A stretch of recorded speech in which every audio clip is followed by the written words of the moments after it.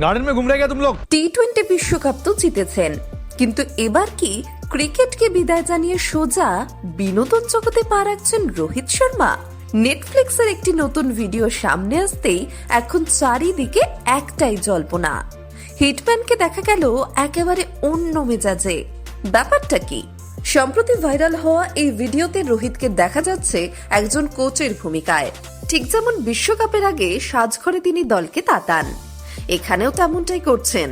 বলছেন সামনেই ফাইনাল, আর এই ম্যাচ জীবন ওলট পালট করে দিতে পারে। ভিডিওতে দেখা যাচ্ছে রোহিতের দলের খেলোয়াড়রা বলিউডের গানে নাচছে, যা মনে করিয়ে দেয় বিদেশ সফরে শ্রেয়স আইয়ার আর শার্দুল ঠাকুরের সঙ্গে রোহিতের সেই ভাইরাল নাচের কথা। মজার ব্যাপার হলো, রোহিত যখন এক প্লেয়ারকে হেলমেট খুলতে বারণ করেন, তখন ওই প্লেয়ার ফোন কেটে বলেন এই জন্যই মনে হয় উনি অনেকদিন ডাবল সেঞ্চুরি পাননি। রোহিত ছাড়ার পাত্র নন। তিনি মজা করে উত্তর দেন, ডাবল সেঞ্চুরি আমি করেছি ঠিকই, কিন্তু তোমাদের প্রতিপক্ষ সাধারণ কেউ নয়।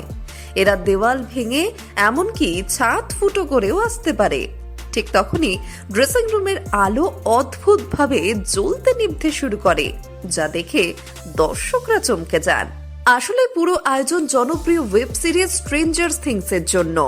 রোহিত যখন বলেন কিট ব্যাগটি স্টিভ বানিয়েছে, তখন সবাই ভাবে স্টিভ স্মিথ, কিন্তু রোহিত শুধরে দেন এ হলো সিরিজের চরিত্র স্টিভ হ্যারিংটন। আর রোহিতের এই স্পেশাল টিমের ফাইনাল ম্যাচ কোনো ক্রিকেট দলের বিরুদ্ধে নয়, বরং তাদের লড়াই ভয়ঙ্কর ভিলেন ওয়েগনার বিরুদ্ধে। ক্রিকেট আর স্ট্রেঞ্জার থিংস এর এই অদ্ভুত মেলবন্ধন সত্যি দর্শকদের চমকে দিয়েছে। অভিনেতা রোহিত শর্মাকে আপনাদের কেমন লাগলো? হিটম্যান কি ভবিষ্যতে সিনেমা এলে বানাবে? কমেন্ট করে অবশ্যই জানান। আর বিনোদনের এমন সব চটপটে খবরের জন্য ফলো করতে ভুলবেন না আমাদের পেজ স্টারবাজ বাংলা।